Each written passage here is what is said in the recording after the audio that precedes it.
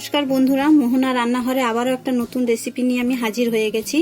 শীতকালে বিভিন্ন ধরনের পিঠে খেতে সবাই পছন্দ করে, তার জন্য আজকে আমি পিঠে বানাবো। দেখো, একদম সম্পূর্ণ চালের গুঁড়ি বা সুজি ময়দা বাদ দিয়ে।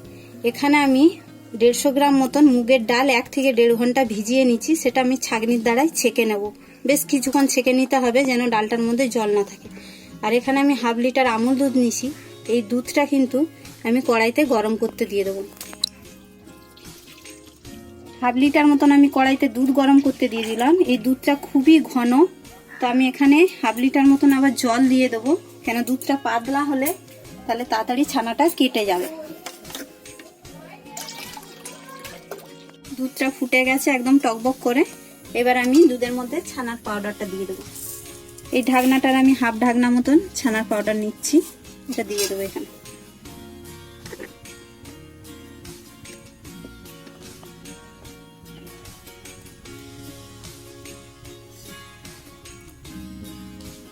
ছানাটা কেটে আসছে আস্তে আস্তে,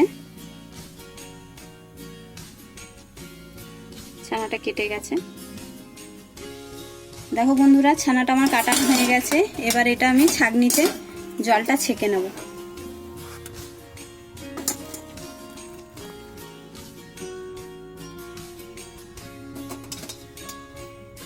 ছানার জলটা কিন্তু খুব ভালোভাবে ছেঁকে নিতে হবে, যেন ছানার মধ্যে একদম জল না থাকে। আমি এখানে কিছুক্ষণ রেখে দেবো ছাঁকনিটা। দেখো বন্ধুরা, ছানাটা কিরকম আমি কাপড়ে করে ছেঁকে নিছি। জলটা যেন একদম না থাকে ছানার মধ্যে।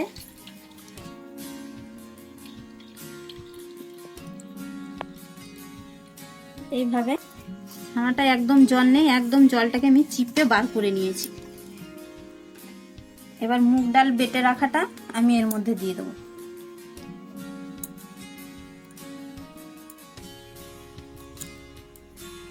বন্ধুরা, এই পিঠেটা মুগের ডাল আর ছানা দিয়ে ভাজা পুলি পিঠে হবে। বন্ধুরা, যে কোনো মিষ্টি জিনিস করতে গেলে সামান্য একটু নুন দিতে হয়। আমি এখানে সামান্য একটু নুন দিচ্ছি। আর এই ছানাটা আর মুগ ডালটা যে বেটেছিলাম, এটা ভালো করে মেখে নিতে হবে। মুগ ডালেও যেন একদম জল না থাকে, আর ছানাতেও যেন একদম জল না থাকে। একদম শুকনো শুকনো ডোটা করতে হবে। এটা হাতে করে খুব ভালো করে মাখতে হবে, যেন ছানার একদম দানাটা না থাকে। তাহলে কিন্তু পিঠেটা ভাজার সময় ভেঙে যাওয়ার সম্ভাবনা থাকবে। তো বন্ধুরা, খুব সফটভাবে আমার মাখা হয়ে গেছে। এবার এটাকে আমি ছোট ছোট এরকমভাবে নেচি পাকিয়ে নেব। খুব একটা বড় করব না, আবার খুব একটা ছোটও করব না, একটা মাঝারি সাইজ করব।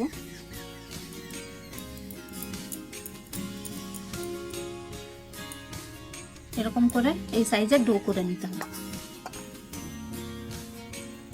পিঠেটা করার জন্য যে আমি চিনির রসটা বানাবো, তার জন্য আমি 2 গ্লাস জল গরম করতে দিয়ে দিচ্ছি।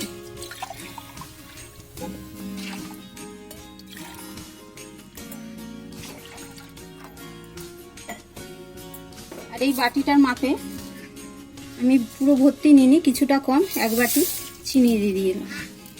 এবার চিনির রসটা আমি করে নেব। এভাবে ছোট্ট করে একটা গর্ত মতন করে নিতে হবে। এর মধ্যে আমি মাখা সন্দেশ পুর দিচ্ছি। তোমরা চাইলে নারকেল পুরই দিতে পারো, কিন্তু যেহেতু এটা ছানা দিয়ে আর মুগের ডাল দিয়ে হচ্ছে, তার জন্য আমি মাখা সন্দেশ পুর দিয়েছি। দিয়ে এইভাবে আমি ভালো করে মুখটাকে চেপে দেবো। দেখো এইভাবে।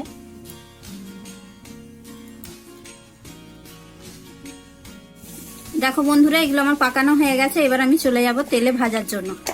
বন্ধুরা, তেলটা গরম হয়ে গেছে। এবার আমি পিঠেগুলো একটা একটা করে তেলের মধ্যে দিয়ে দেবো।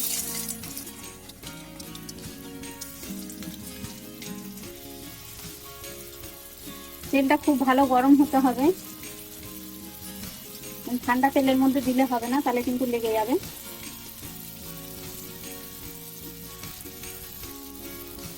দেখো বন্ধুরা, কি সুন্দর নিজে নিজেই তেল থেকে ভেসে এক পিঠটা উল্টে যাচ্ছে, উল্টাতেও লাগছে না। এত সুন্দর ভাজা হয়েছে যে কি বলবো। এই রেসিপিটা একবার তোমরা বাড়িতে করে দেখবেন যে খেতে কত সুন্দর এই পিঠেটা। খুব একটা বেশি লাল করব না, মোটামুটি লাল করব। দিয়ে আমি এটা কড়াই থেকে তুলে নেব। এটা আমার হয়ে গেছে, আমি তুলে নিচ্ছি।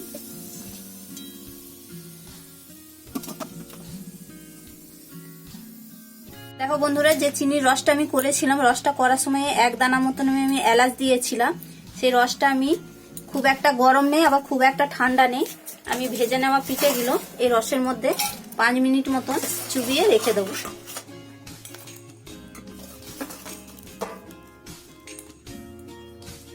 দেখো বন্ধুরা, 5 মিনিট আমার হয়ে গেছে। আমি এগুলো রস থেকে এবার তুলে নেব।